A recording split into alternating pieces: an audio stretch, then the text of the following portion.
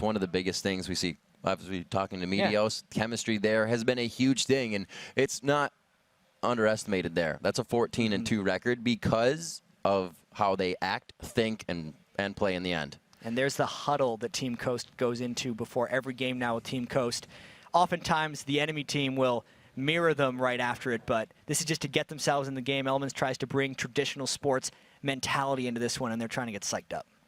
It's got to help them.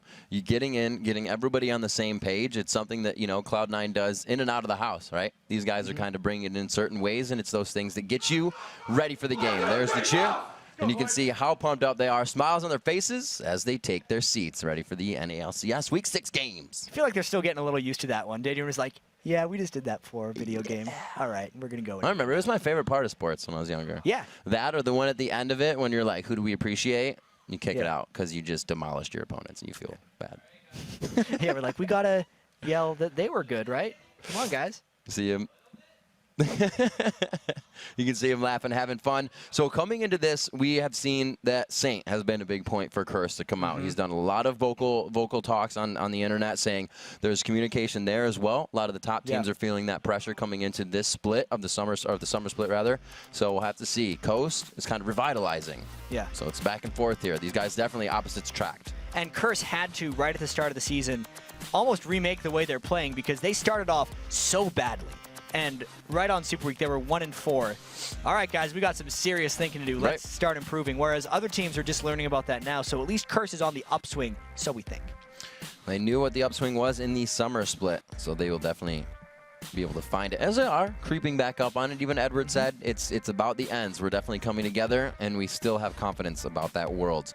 Thresh going out Nunu as well, and Riven right off the bat for that Zion Spartan. Yeah, Zion Spartan always wins with Riven, so they're saying, yeah, we're just going to get rid of that thing. Got it. So you're not allowed to do that. And surprisingly, Shen got banned out as well away from Curse, even though some of Zion Spartan's best games this split have been on Shen. Just don't want Voyboy having the opportunity to pick it. Thinking we'll see the Jace come out here as well. Jackie's been picking that up a little bit more. We always remember Shen's 5-0 at MLG, or Shen's Voyboy's 5-0 Shen at MLG. And that's something that neither team wants to deal with right now. Yeah, I wonder why they're taking so long with these bans. There's a couple things that aren't banned at all. They let that ban time out. So that means Jace would still be available. They decide actually to only go with 2 bans here. And they go for Elise, leaving Jace up. I remember back in the day, a little off point real quick, the team solo mid would scrim without any bans to make it harder. Yeah. But this is kind of a strategic to get a pick in your favor. Yeah. And then we just decided in the LCS, we need a challenge. Yeah. I think that's quite what they did. But whoa, Gragas gets picked early by Coast. And that to me is super surprising considering Jace is still available here, and Zion Spartan has been crushing on it lately. Maybe they're considering those tier nerfs, but that can't be it. I focus on a quick point here that it's just me being somebody that likes to watch fights as a play-by-play guy. But you can totally save an AD carry if she gets repelled on if you have that Gragas ulti. Absolutely. Bounced away. Complete safety. And since they've already used their move block to get there, you just get rid of them. It's a great disengage, which is a little strange because, all right, actually, you're right. 2 super strong disengages or re-engages because Zyra is the hardest support in the game to dive on. And then Gragas might be one of the best mid laners at keeping people safe. So maybe that's something to do with it since they know Curse is diving so hard. So we got the Jace hover here. St. Vicious looking to lock, and Jarvan's still open. We've seen him play quite a bit of that. And it looks like they lock in the Rat. Twitch gets locked in here. Second pick as the 2 and 3 get locked in. Yeah, so they're going to be giving Twitch to Cop, unless they go crazy like we saw over in Europe. Froggen played a mid lane Twitch. Just now. Just a couple hours ago in Tenerife, but... Tenerife? Eve. All right. I knew that the whole time. That's a very aggressive comp, and I wonder if Curse is pigeonholing a bit too much into making sure they had Jace, because Coast gave it to them. Shifter looking like he may bring out some long range in the mid. Oh, Corki gets locked in with a Renekton. I like this. I really like this. Corki is going to be having a resurgence here. His missiles in the 3.9 patch are 20 mana at all ranks, so he can just spam those so much. Awesome. Fired through, and don't match me. Like, Corki was huge back in Season 2. Maybe we'll see a bit of resurgence here. I like it. Definitely long range on both of the ultimates coming in from Twitch and Mash Me, so... We'll have to see what they do. There's not too many squishies for a Twitch to take down besides right now the AD carry who can jump away and Zyra, who's not going to be in the fight. This could be very tricky positioning right now for Cop. Just even revealing yourself against a Gragas is dangerous in itself because you can kind of take most of your health with 2 spells. And since Twitch isn't a very mobile AD carry, it's a bold pick. It's one of those things. Cop is really now, he's a Draven player. I guess Twitch second, whereas last split it was like Ezreal MF. Total role reversal for him. Edward looking to lock in the support. They definitely have to do something that can keep that Twitch safe. He's going to have Renekton right on top of him. Yeah. We're actually going to have to see what he gets from that top lane. Or not top lane, rather, that bottom lane as well. Yeah, so Curse still just saying, screw it, we're diving you. This is a dive comp. Yes, Fiddle can peel a little bit with that 3-second single target fear, but Curse is going in. Awesome. And Cop better go in with him, and then Coast is also kind of cool. I hope Coast sticks with this. I hope Daydreaming does not change his summoners, goes with the aggressive. They do switch it up. I would have loved to see that. I actually love Lux support. Yeah, we have seen it in the past. It died off a little bit during the Season 2 World Championships. We saw Mad Life actually playing a fair bit of it. At the time they were Zubu Frost, but now they're CJ Antis Frost. Anyway, that composition that Nintendo dude is a jungle Gragas. Fooled us all. We've seen one jungle Gragas before. It was Insec at the All-Star game in Game 2 of the finals, and he did quite well on it, even though the rest of the team around him was doing well, to be fair. Well pointed out. But Nintendo X has brought up the unconventional junglers in the past. He's done Jungle Leona a couple times. He was the unconventional Jungle Elise before it caught on. So half the time he picks the next OP jungler. We'll see if he gets this one. We see him starting to use the ever so becoming popular, still kind of inching in Doran starts that we've seen some junglers now doing. Nintendo always spicing things up. Yeah, he's been starting Doran's Blade on almost all of his junglers. So I wonder now that Nintendo X is trying to innovate again, if he goes with the innovative start as well. That rage, drunken rage attack damage, so he just crush everything down. He would. He would. He has to. It's on his W. Attack damage. So we're almost getting into the game. It did end up being Jace going over to Curse. They left a ban go. They let a ban go through, and it was Coast that said Twisted Fate is a higher priority. We want to stop the global presence. So Jace does get locked in blue side for Curse. And it makes sense, I think, from Coast perspective, only because Nijaki has had some very successful games on Twisted Fate of late. Yeah. I think his Jace is just as good. It's just we haven't been able to see it lately. So it is a bold move by Coast. Doran's Ring startup for Shifter here in mid as we are on to the Rift. Second game here in week 6 on day 1. We have Curse versus Coast going live. St. Vicious looking to be the front runner here. Jackie up on the left side on the top part of the jungle as the team spread out here. Wow, that's a really nice line of scrimmage that Coast has moving. And they really just don't want to let Curse go into their jungle unopposed. The only thing Curse would be able to catch them with is if Voyboy decided to go stun level 1, which is not something Elises do very frequently. And I like this line of scrimmage against this Curse composition specifically. This is Curse Spring Split. That's exactly what Curse did in the Spring Split for the first like 2 or 3 weeks. The minimizing on wards and just laying out that line of scrimmage. Nothing going to happen with it. That's the first game we've really seen no deep wards coming in. Yeah, and Curse was expecting a 5-man invade here from Team Coast, so they're going to be pretty disappointed when nobody walks in anywhere in their jungle. Say, where are those guys? Why are we all waiting here? They're pinging themselves. We know where we are. Be sure that you know where your teammate is. They're making sure they say, look, can we do golems? Nobody really knows. It's look how cautious they're playing when they haven't seen each other. Everybody's kind of on edge right now. And it's rare because teams have been trading so much vision level 1 lately. And this is not a vision trade at all. I think this is going to make the junglers play a little bit more cautiously, and even the lanes be a little bit apprehensive about where they go, just because they do not know where these junglers have started, which, even though it happens all the time when we're playing in solo queue, is very rare in competitive games.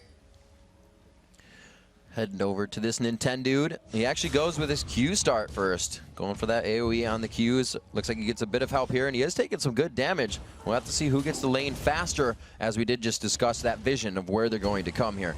St. Vicious off the red way quicker than the blue, and the junglers are off as well as the lanes. The Butcher's Blade start is what Nintendo X decided to go for on Gragas. You only got to change up one thing at a time. He didn't go Doran's Blade on his jungler like we thought he might. And again, I'm a little excited about this. We get all straight-up matchups, top v top, mid v mid, and 2v2 bot. Edward keeping himself on the backside here. As that fiddle in the bottom lane, he has gone with his Darkwing first, so he's trying to harass from the bushes. We see NTERVIEW going for red. That blue has already been grabbed, and Jarvan's on the move. And this is the one, well, very important ward the Coast has placed, because Saintfish has rushed level 3 and is going top. This is still going to supply a bit of pressure to Zion Spartan, because Zion's already pushed up the wave, so he needs to stay in range in XP, and he wants to. He just knows that he can't get close. Saintfish has to know by Zion Spartan immediately just deciding to stay non-aggressive that that is definitely warded. Zion Spartan playing it very smart, standing behind just the 3 wall of minions, keeping that cocoon out of his face. So he stays safe, buys a little time there, but NTERVIEW actually chooses not to go top lane. A little too pushed, he heads towards mid.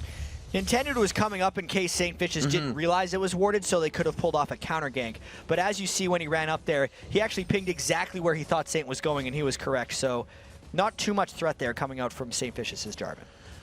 Wards in the bottom lane, a pink ward in the forward bush. They're just for safety, really. No ganks to come in here unless it's going to be a lane gank, and no presence from the junglers yet. We do see them going Wraiths and Wolves, so they may head down in the next 30 seconds. Just racing throughout the jungle. I think we need to pay maybe a bit more attention to the lanes then, because these junglers seem very standard, and we don't see these lane matchups very often. So Shifter versus Nijaki here, totally even as far as farm goes, but I do give the edge to Shifter here, because he started with a Doran's Ring and 1 potion, whereas Jackie has started with major amounts of potions. So if Shifter keeps even in farm, at least early, he's going to have a slight edge. Getting hit up pretty hard there. Should be all right in the HP. We do see that bottom lane getting pressure from NTERVIEW X, and Gragas has those abilities to jump over walls like Jarvan. And that's actually why Edward's staying in the side brush, because that's the one place that NTERVIEW X could be ganking them from, and he's just making sure it stays safe while Cop farms away in lane. Hanging out on the side, Drunken Rage just wearing off, so he chooses to back off for now, but no, we're going to see him staying. Not even soaking up experience here. We're kind of wasting time. And I feel like NTERVIEW X is down here only because of what Curse has been able to accomplish in this lane. 30 minion kills to 17 against the Zyra Corki lane, and Nintendo's just there to say, guys, I'm helping you out a little bit, but it's not to be. Jackie, pressure in mid. You'd think NTERVIEW maybe try to blow a flash in that bottom lane to really take the pressure off, but he is going to have to stay there and soak it up now. So that CS may not just go to Corki here. I'm a little confused as what they're doing right now. I don't think they're able to push this turret too well against the Fiddlesticks Twitch, but they're just going to... He just took a little busyness. Sorry about what's happening on the screen here, guys. He just had a little bit of fun, and he's actually decided to go back to his jungle. Well, it looks like they will. He's still in that bottom lane. And you can see Corki on your screen now. 5.5 into this one. 6.6 to 6.4. So really no advantage in the gold there. It's not any big item in the hands, but there's a pink ward for Voidboy to be put in that top lane. And I think that might have been what Saintfishes was telling him to do, saying, I want to be able to gank Zion Spartan because he's pushed so far up on you, but he's keeping the river warded. So if Voidboy goes and clears out that river, then he's going to enable Saintfishes to come and give ganks and punish Zion Spartan for staying up that far. It might have to be a lane gank. He has placed that already deeper ward, I should say, for the river down towards the blue entrance. So we'll have more than enough information to get himself out safely. Jackie not looking to really push his lane here. Everything's really being frozen. Not any or no aggression really coming from anyone. This is an extended laning phase right now. And the laning phase is going to Curse. Jackie is beating Shifter by 10. And more importantly, Cop Edward is winning by about 15 over Don't Mash Me and Daydreamin'. Look, a level 3 Corki at the turret. I feel like the extended threat of Edward's fear is just keeping them at bay. And those crows are bouncing around to the no sustain of Coast, keeping them pushed back. And he actually hasn't put anything in Drain, as he shouldn't. There hasn't been an aggressive lane. He is just harassing, fearing, and using Dark Wind. Again, bouncing that out. They're not really putting on pressure on the turrets either, so that's still slow. Like you said, extended laning phase for the win. And we don't see many support Fiddlesticks, so 3 points in the Fiddlesticks E is one of the things keeping Coast so much at bay. And since there's no counterattacks coming down, like you said, he doesn't need that drain to farm, so he's gaining more advantage because he had an initial advantage. It's just cascading on top of itself. And we see the Doran's Rings being purchased out here. Another one goes to Shifter, and NTERVIEW picking one up for the jungle so for a little bit of HP and that regen on his manas. And I think we'll see the jungler ganks when they hit 6, because that's when Gragas is going to be able to pull off his huge displacement, or when Saint's going to be able to really lock someone down. They haven't been able to pull off much before that. I feel like because of all the lane wards that were happening early, and because of the standard lanes, there were no imbalances, and people were generally playing pretty safe. St. Vicious heading over to blue. We'll probably see a back here soon, and maybe a jockey for aggression onto that dragon once these mids get that buff up. So we'll have to see the pressure now into the bottom lane for Nintendo X. This has already cost him 10 CS in the jungle. It's not much, but it's going to get more and more if he has to stay down here. And he's just trying to push this lane faster. Second time he's walked into that lane and just thrown a barrel at the wave. But Edward, as you can see, has actually kept it at bay. 9 minion kills there on Fiddlesticks. Huge talk here. I think the Crowstorm is actually, not the Crowstorm, the Darkwind yep, has taken a few extra minions, but it's not costing them that much. Nintendo trying to pressure in the bottom. Again, this means vision on him. Jarvan going back. Yep, they have that. Make sure they have the pressure onto Dragon when they need it. We're going to see Jackie putting a ward up towards the Wraith. So these guys doing everything they need to keep things running smooth. Just farming away in the jungle, really like the good old days for these guys. This is a lot of these guys' heyday for Curse. Even Coast has a lot of players who were very prevalent in Season 2. So this is a game they've played before. It's not like we see very much lately, but everyone's kind of powering up, and then a dragon fight would happen. And that's when we see these powered up items taking their effect, because these lanes have actually equalized themselves a fair bit in the past 2 or 3 minutes. It becomes interesting as well because you haven't seen how much damage you do to that next guy. You're not working with the cooldowns you're working with, but not working with them in a full 5v5 fight. So it gets even more interesting once we get to that full capacity. 9 minutes in here. Right now it's only 11,000. That's not really a big gold lead. It's about 600 or 500 rather to the side of Curse. And they're looking to possibly put something here. A great read by Nintendo as well. Once again, St. Vicious was standing on top of a ward as he tried to run by, so Nintendo was there in case Jackie tried to do something. And that really seems to be Nintendo X's primary objective, is just stop Saint from doing things early, and then we're good. I'm not really sure if that's the best strategy, though, because I look at the rest of the Curse team, and I just see the Twitch plus the Jace and Elise maybe outscaling what Coast is going to accomplish. So Nintendo X will have to make some plays. He can't just walk around mirroring Saint forever. And you can look at the mid. It's really cool how the wards have been adapted. The red one just died on the bottom side of mid, but they were completely mirrored, saying, you put one here, I'm going to have to put one here to stay safe. Yeah. And we haven't seen any action mid, so these guys, laning phase continues. And there is a pink ward in the bottom lane here where Nintendo X is coming in, which might get him to gank. Oh, he gets cut back. The exploding cast. Can they get the last attack down? They're almost out of mana. They get him with the root daydream and hits it nicely. So avoiding it just right as Saint goes top. Zion Spartan gets hit hard here. The action in the bottom definitely roughing things up. He gets pushed out of the Cataclysm. They weren't in range for the repel either. And he gets out of this one. Flag toss up in just a few seconds, but it's not enough. So that may have looked a little weird, but as Saint was ulting on top of Zion Spartan, he was mid-dice from his slice and dice, which is why he essentially went out of the Cataclysm before it seemed to be formed. Zion Spartan waited just long enough to start using his slice and dice to stop the shutdown from Saint. Edward doing what he can. Definitely nice juice to keep himself alive. Oh, he dodged one. Smash Me thought he had it, but he turned around for the last finisher. So great moves here by Coast. They successfully get 2 kills onto the Curse bottom lane, and after that will be trading the turrets, but the kill's still very beneficial for Don't Mash Me's Corki. Haven't seen Shifter or Nijaki in these fights yet, but still a good amount of aggression. 2-0 here coming in for Coast. The turrets get dropped respectively top and bottom for either side. And now I think we see the Dragon play by Coast, because they had their jungler in the bottom, and they would have had an opportunity to go, but they actually decided to back off. A little surprising to me. Instead, just wanting to get those items off the 2 kills and turret kills instead of going for a forced dragon. And Zion Spartan gonna have to play it safer in the top lane, I should say here. Ignite and Ghost down off of that engagement. Flash still up on Voyboy as they will return to lane. Actually quite close. All these lanes have been doing really well against each other. They've been very even. It's the skill matchups you kind of talk about now. One of the reasons we saw all these guys just opt into the lanes is there wasn't necessarily a 2v2 lane that needed the 2v1 because it was too big of a mismatch, or it's not like Shifter was too weak against Nijaki's Jace. They're all saying, we can fight you, and the better player will come out on top, and so far it's even. It really comes down to that who used their ultimate first kind of thing. Yeah. If you dodge it out, it's a bad, bad time. Or if you're Jace, you don't even have an ultimate. Jace, you just hit R again. Zion Spartan throwing down the ultimate as Voyboy peels that out with just his regular abilities in a 1v1. Yeah, there was a bit of a kerfuffle up top, and Zion Spartan decided to back away from Voyboy. There's no Renekton ult anymore, and that's just the continuation of that lane. That tells me Coast isn't even thinking about having Zion Spartan become involved.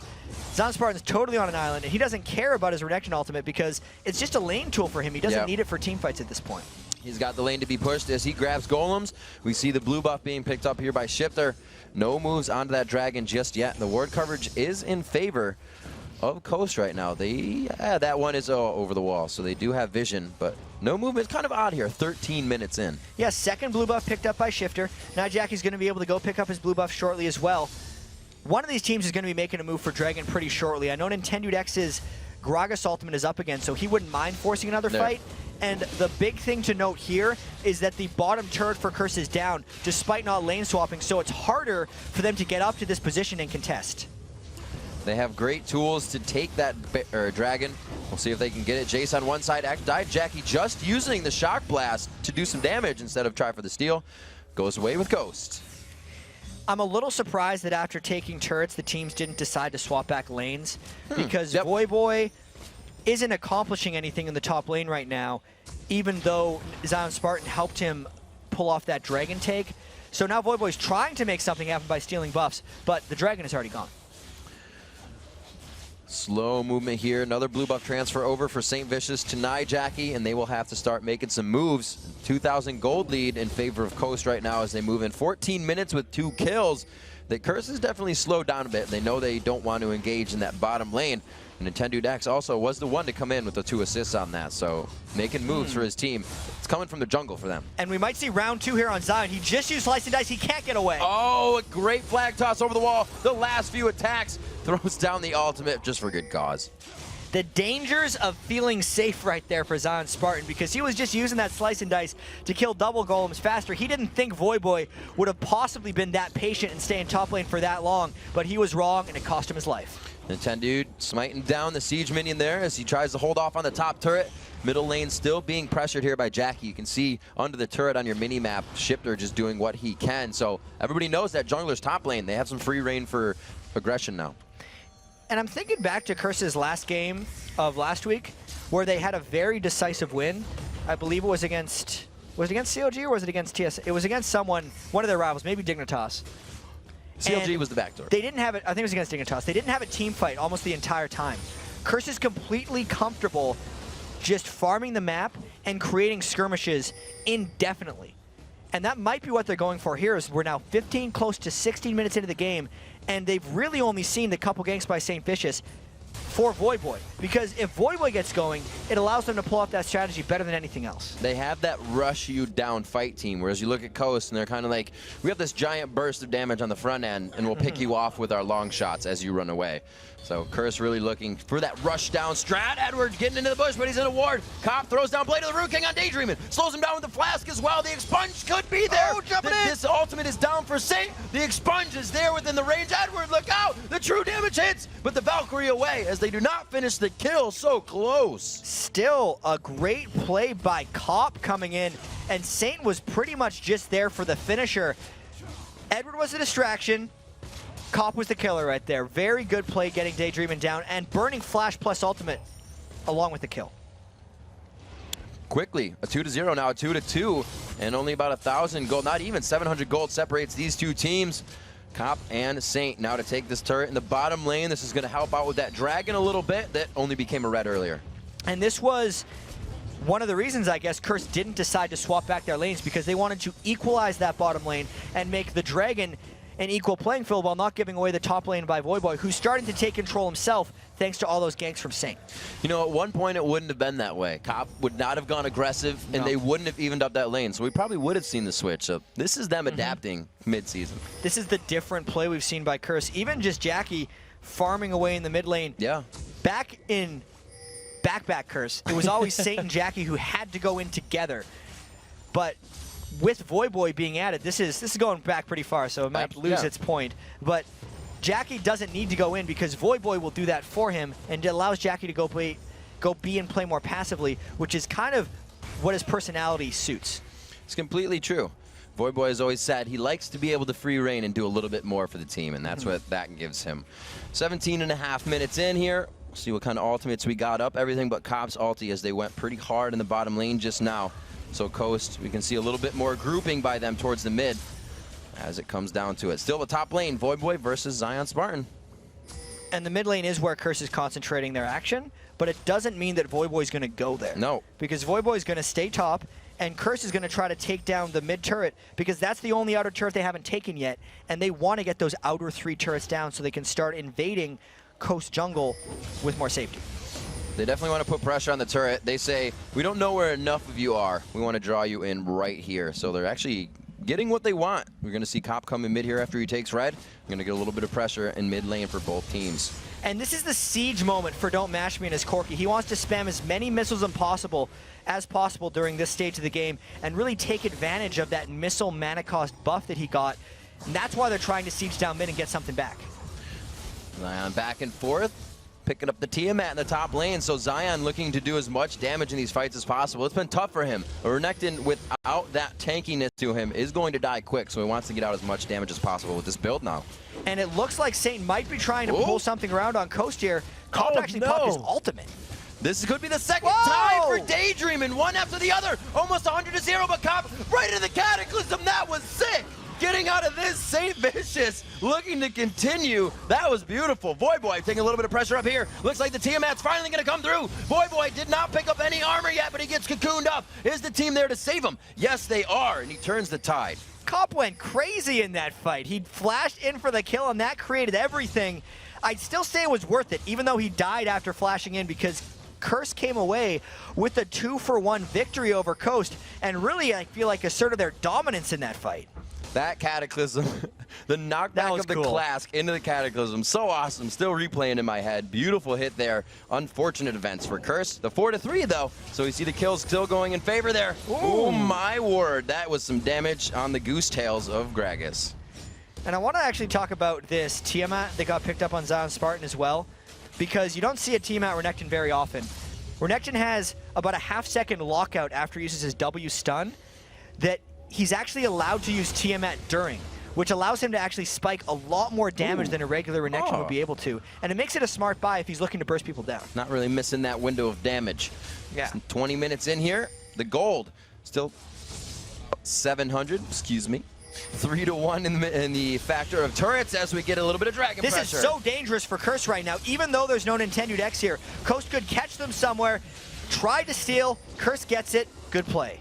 I was going to say, whoa, wait a minute. He Valkyried to start, but they already had the dragon. Curse gets out alive on this one, and the oracles for Edward now to start coming in big here. I think Daydreamin' went quick. Ruby, he may pick up the oracle here, but he does not to come out. So Curse looking to grab a lot of this map back in their name. And they're starting to make their power plays happen. Right after they got the 3 turrets, they went for Dragon because they knew Coast had to be so far away based on just minions pushing up to their turret, which was at a deeper level, and then Coast couldn't make it through to the Dragon. Coast and Curse, names are too similar, I feel like. But Curse got the Dragon so quickly because Coast was just back. We'll see where they decide to go from here. It looks like all 5 may be mid, except for, again, Zion and Voyboy. But it looks like Voyboy may join with the team here. Nope, he starts going left again. He was heading towards mid, but didn't want it. That's crazy talk, Rick. Crazy talk indeed. He was there for the Dragon, though, which was the first we've seen of Voyboy in the team fight phase. Yep. I think it had small part to do with Voyboy actually losing the duels to Zion Spartan's Renekton. He can't necessarily dominate that lane, and that means Curse might have to think about some more team fighting.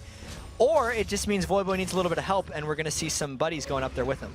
Nijaki getting some great harass in, and again, like you said, that buddy system working it around. The oracles to clear, and they may be able to trap out Zion Spartan. Oh, okay, it's just a ward. I was going to say it's going to be a snout check with the croc.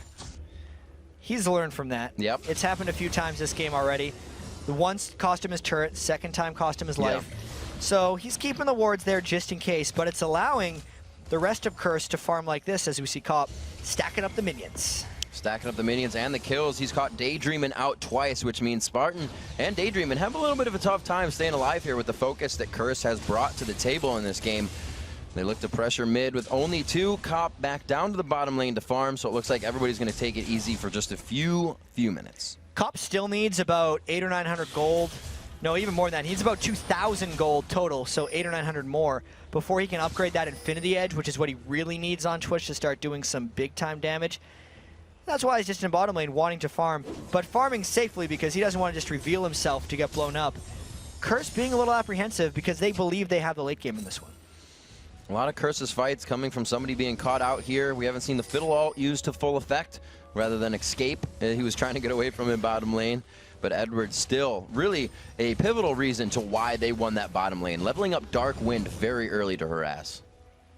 It was very beneficial to them in that bottom lane, being able to bring out the support Fiddlesticks, which I'd say is he's not a mainstream support, but he's also not super niche. He's just a respected support that people pull out occasionally. And this was the occasional time that it worked out for us. It's funny, too, because Elements used to play it, so they just keep it. It's just kind of a trend for Curse. They bring out the Fiddle. So we see Edward again, the Oracle's intact on him. It looks like that could be the same one still ticking out for him. Top lane, Voidboy, Zion, Spartan. Again, these guys are just saying we need to get big before we go back into the fight. They are taking it slow. I want to see how Zion Spartan's Renekton comes in now that he's finished that Ravenous Hydra, because that's mostly a full damage Renekton, which is counterintuitive to what we normally see. The reason he's done this, though, is since Elise is picked against Renekton, because Renekton likes to build Sunfire, Capes, and Warmogs, and Elise does percentage health damage. So to fight that, Zion Spartan says, if you do percentage health damage, I shouldn't build health, I'll just build more damage because you do the same damage to me anyway, and I'll kill you instead. So I like the build choice by Zion. For the 1v1, I just wonder how much it's going to punish him in team fights. He still is a very smart player in his ways. We've seen him do quite a bit with just damage on Riven before, but there's a lot of crowd control you lose when you have Renekton and not Riven. So we'll see if he can still in and out of the fights just as well as he does before to help his team carry through the games. 251 CS in mid for Jace, 227 there as the lanes start to find a bit of disparity, but it's really only 20 CS, and the AD carry still neck and neck, two apiece. And they're both waiting for their second big item. They just took completely different paths. Cop is going for the Infinity Edge, whereas Don't Mash Me is going for the Trinity Force. Like we saw from all the Season 2 Corkies, might as well throw all the way back if you're going to be playing Corki, is what Don't Mash Me is saying right now. And it's a waiting game for these guys because the game is very close, and they want their items. Pressure towards the top side of the map. Really no aggressive wards by anybody. They're on the entrance, or they're warding their own jungle to keep it safe right now. The fight is really in anybody's hands once it starts off. The first mistake, there's good damage on Daydream, and this is what Curse could do all day. They could just keep this poke going. And specifically, Nijaki is doing a great job keeping this mid lane safe. Curse is never leaving it undefended, and it's stopping Coast from getting that back. But here's that top lane fight we were talking about. There's a little bit of missed damage on the Hydra. Voidboy toying back and forth. Very nice kiting. So they're going to keep doing those, having those kung fu fights up in the top lane, but the rest of the game will continue. And now that we see that Muramana completed on Nijaki, that almost bypasses the Tear of the Goddess thing, because what happened before is Jace would get to 20 minutes, Muramana would be transformed because Tyr was stacking faster and they go and force something. This time it happened at 24 or 25 minutes, but he still has it now. So if he was 25 minutes on the old Jace, he'd have the same amount of power. Aside from the gate nerf that happened to Jace, making the cooldown longer, the Muramana itself now has the same power. Taking into consideration now coming in 25 minutes, the power of the Muramana, that Void Staff, as well as Rabadon's Deathcap Lux coming in with a little bit more penetration, could possibly zero out that Cop if his barrier is down. I'd say that's actually Coast's biggest weapon right now, is Shifter's Lux with that build, because one Light Binding onto almost anyone, since Much Magic Resist hasn't been built yet, will get a kill. They just haven't been able to find it because they're out those outer 3 turrets, and they're giving these things to Curse because they don't have the map control. Third dragon of the game, second one for Curse. Coast was able to find one in between that window of the 1 and 2 for Curse Gaming. So Curse now pressuring the bottom one. Like you said, those turrets are down. So is Coast's vision along with those turrets. So the lanes look a little darker, especially with this one almost going down.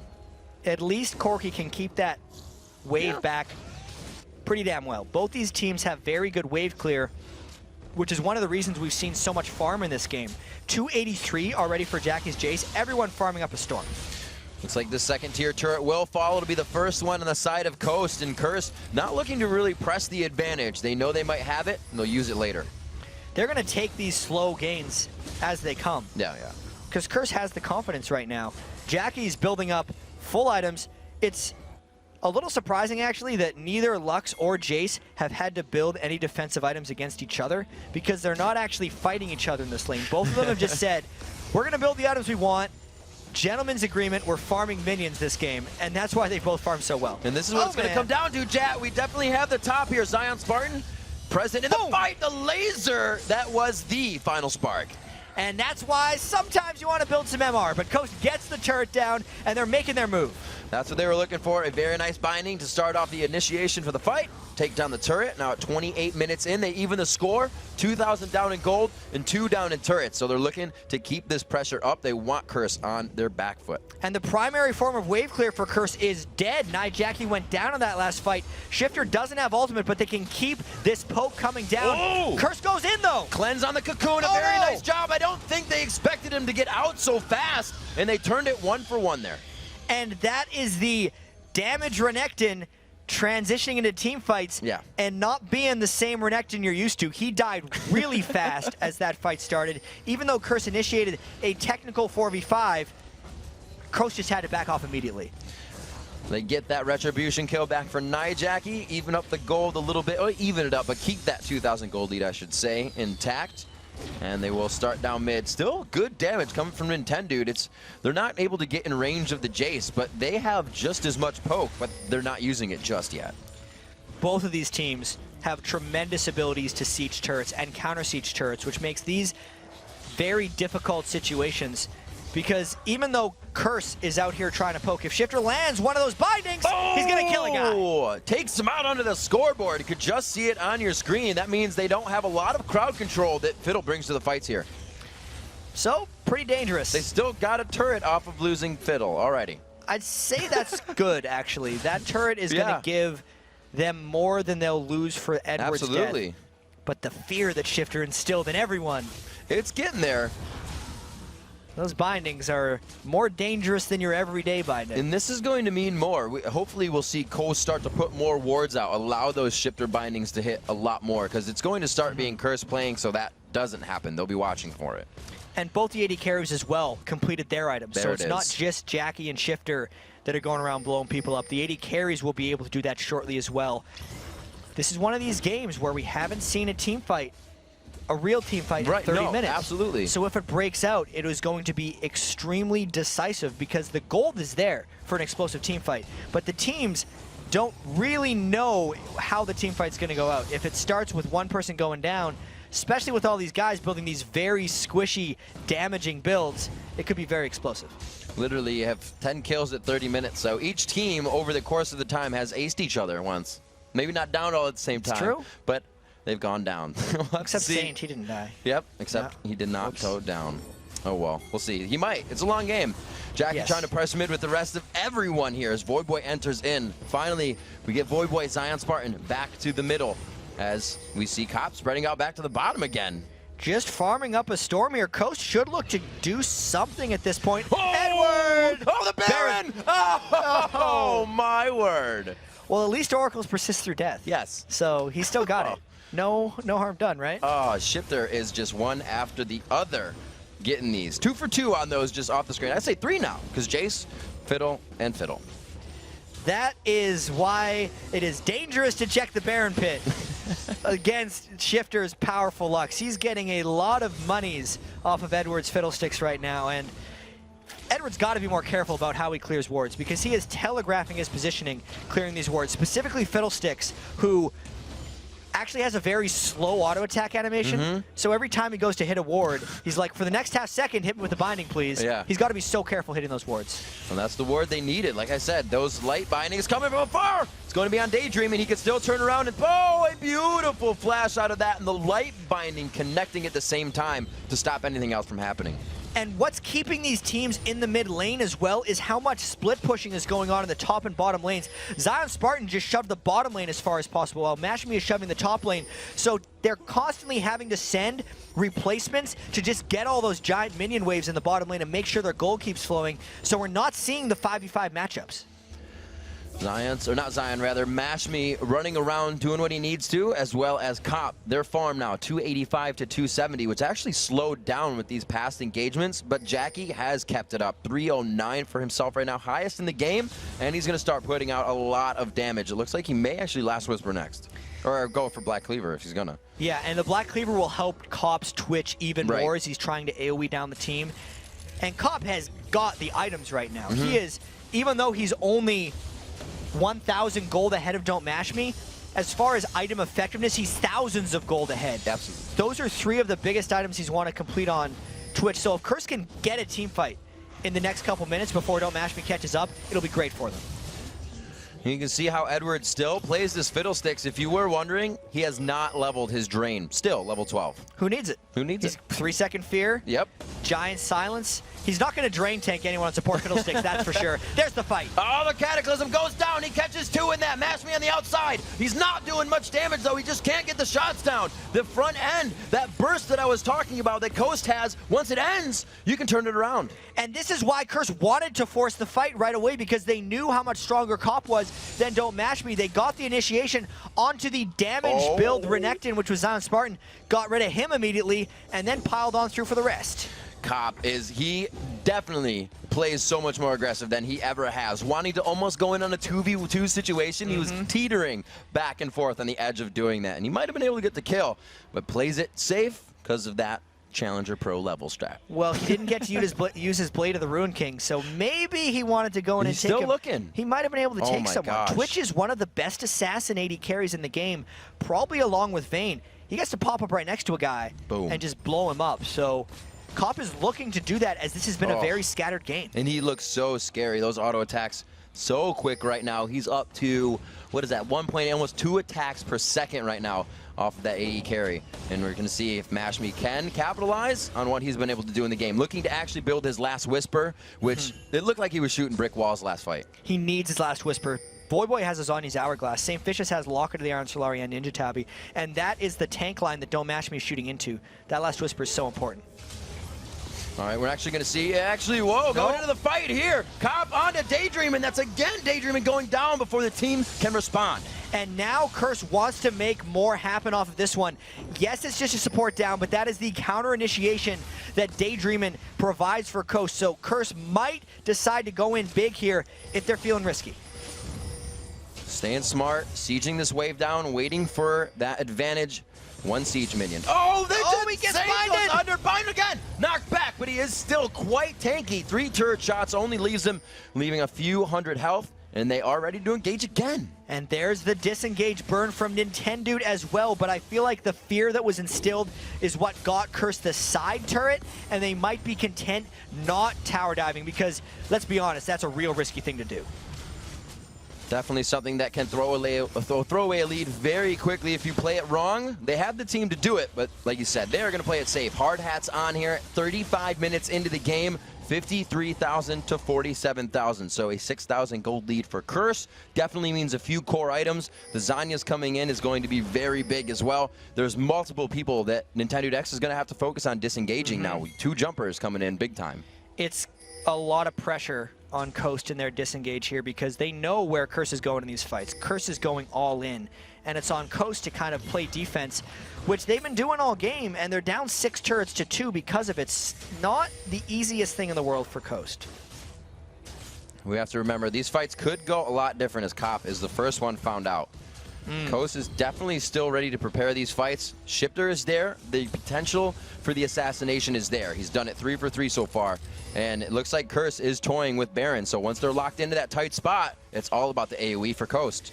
Shifter's up to 500 ability power now. Lux is the best Baron stealer in the game right now. Gragas is actually 2nd best. So Curse should not risk a Baron steal here. If they're here, it's because they want to fight. Baron getting low to health. They got to get eyes onto Lux. Where is he? They stop Baron. They continue to go in on the bottom side. Fiddlesticks goes for the Crow Storm, but he can't in. The Cataclysm keeps him on the outside. Not really a fault there, but he could have dropped it, and they could have got a bit more damage. Both teams disengage. We see Zion Spartan again, without that health yet, going down. His build on Renekton worked for the lane, but is just not working in team fights. And in that fight, Curse did a good job jumping over the wall and going for it, because they got Coast close enough to think they could steal a Baron and then turn to fight. The question is, can Curse get an objective off of that one kill? Good pressure, good damage. They got the Spiderlings out as well to assist with taking down the turret.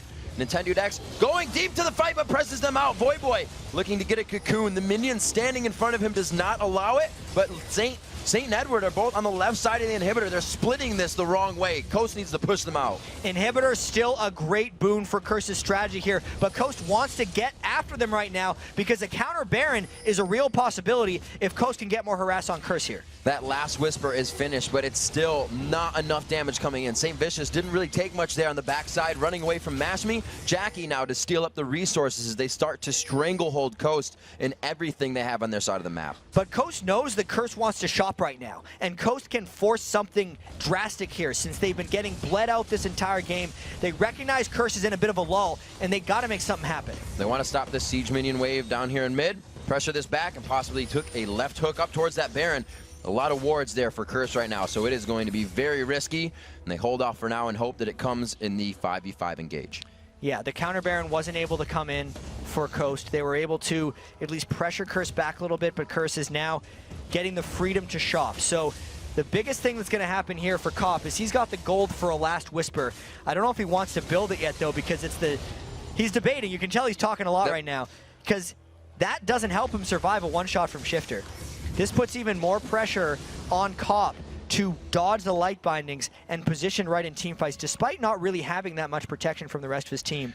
It also means if they get a fight, Kopp's going to kill some people. And Curse has done well in adapting to not letting that happen anymore. That Oracle is obviously back on to Edward, not going down when we die also with the new patch, so he's had that, but they have stopped it. They adapted. They said, we can't let Shifter just pick us off every time. Too many advantages will be gained. Curse is looking to make those happen for themselves. Again, the buddy system. Ooh, Saint just looking to be a bit aggressive.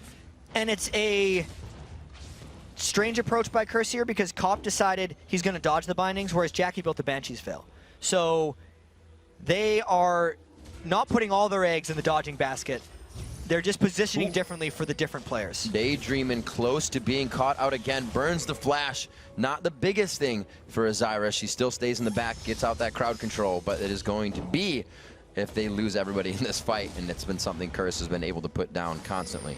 And let's see who can land the better poke right now, because there are stronger minions pushing the side lanes, which means Coast is already a little bit at their heels, but Shifter is hugging the side of the wall, so if he gets that one binding down, it's going to do a whole bunch of work for him.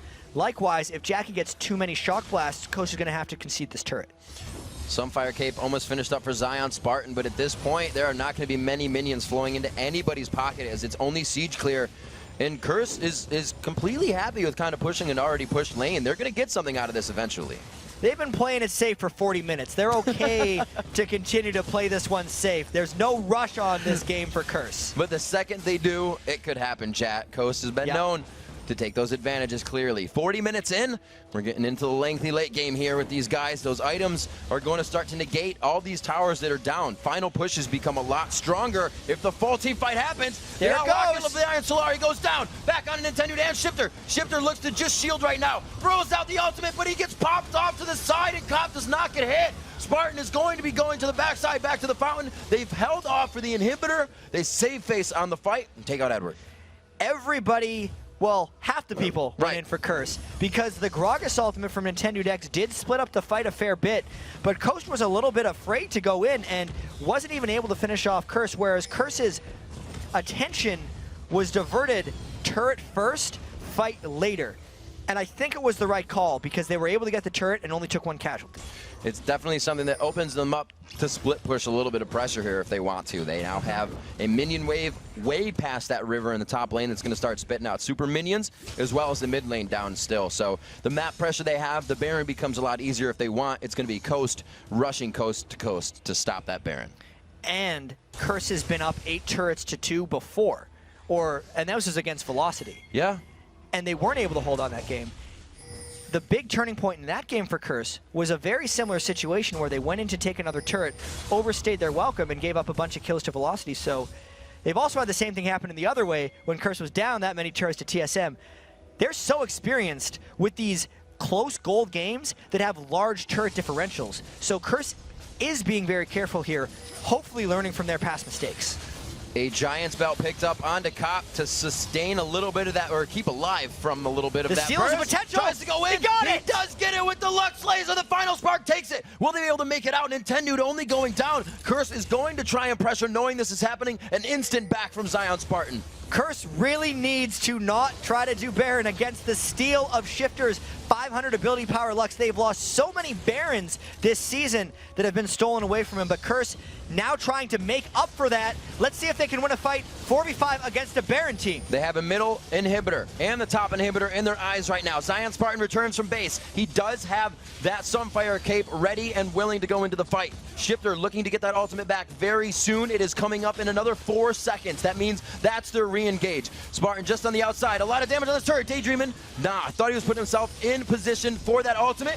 Gets himself ready, but they don't choose to go on anything. They lock one down and let him walk away. Getting 2 inhibitors down, even if they didn't get the Baron, is still a win, surprisingly. Getting the kill on Nintendo Dex made it so Coast didn't want to fight 4v5, I think. And not the best play for Curse, but it might get the job done. We're going to be in a bit of a slower scenario here for the next few minutes of this game because there are now 4 people with Baron on Coast, 1 who just respawned, but 5v5s are not smart to fight in close gold games when the other team has Baron. There's really not much money for Coast to grab on these fights, either in the terms of bounty. You look at Gragas, and he's so far off full items. He's doing what a jungler would and building as a jungler would at that capacity, but Gragas can scale so much harder and really make an impact late game, and I don't think we're going to be able to see that. No, not from Jungle Gragas. Jungle Gragas has to make his impact happen early. Yeah. At this point, he has a little bit of spike damage, but he's the disengage. He's the one who splits people between turrets and priorities in fights. But with 2 inhibitors being down, Nintendo Dex loses that effectiveness a little bit unless he can pull people into the Nexus or into the double turrets. But if Coast is fighting at their double turrets, a lot more has gone wrong. This is where they want to get their fight. This looks so good for them. Coming up, there is no vision on the map, so Curse has to be somewhat aware. The flag toss into the bush. They knew it was too quiet. I think Saint was smart to throw that flag in there. It didn't cost him anything.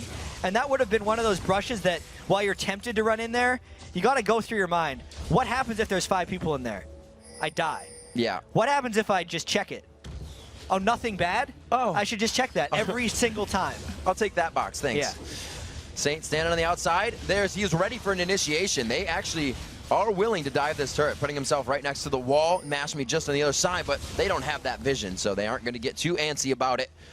The Oracles on Daydreaming picked up. They don't really have much to clear, so that's probably just timing out from before. I don't think that's a recent buy for him. And there's still a minute of Baron left on Coast, who are desperately trying to clear off this wave as super minions pound down the doors of their base. So very difficult hold here for Coast. They have to be able to hold until their inhibitors are back, and their Baron runs out in less than a minute. They got another 10 seconds before they get a minion wave, so it looks like the Nexus turrets are safe. They're taking that into consideration here, and they're leaving 3 of the best wave clears for that top, or bottom inhibitor turret, I should say. If this fight is to happen for Curse, they have to be able to land multiple shock blasts while Coast isn't healing up. So Curse can't actually poke in the fight until the Baron is down. And there's about a 30-second desync between when the Baron buff is going to drop on Coast and when the inhibitors are going to respawn. So that will be the opportunity for Curse to go in. Once the Baron is down, before the inhibitors have respawned. There's a 5,000 gold lead that puts Curse ahead in items and strength right now. But we have around the map, actually not all level 18s yet. 14s, 15s for the support, 17s on the jungle. See the items coming in a lot stronger here for Curse. Very close to the turret. This could be the fight. Oh, disengage. They are just playing with fire right now. They were literally champions on top of champions from both teams, and they just walked out of that. And that was when Coast still had their Baron, which is why it would have been so dangerous for Curse to go in. But now Edward finally putting a point in Drain, healing up ever so slowly, and huge opportunity here. There is no Baron left on Coast. Mash Me is not here, and Curse gets to go in for another push while the inhibitors are down. This is what they want right now. Mash Me is actually peeling off the inhibitor, or the Nexus, but everything's going wrong here. Right to the back line. Look like he's trying to get the ult off, but he gets stunned down. St. Vicious is going to still just be walking around. The laser goes across. Nijaki able to take out the turret, so they're free to fight. The Cataclysm finally onto Zion Spartan, locks him up in the Crow Storm, and Coast is forced to run with slivers of health. And Cop is just cleaning up the end of this fight. That was a long push by Curse, but it's paying off.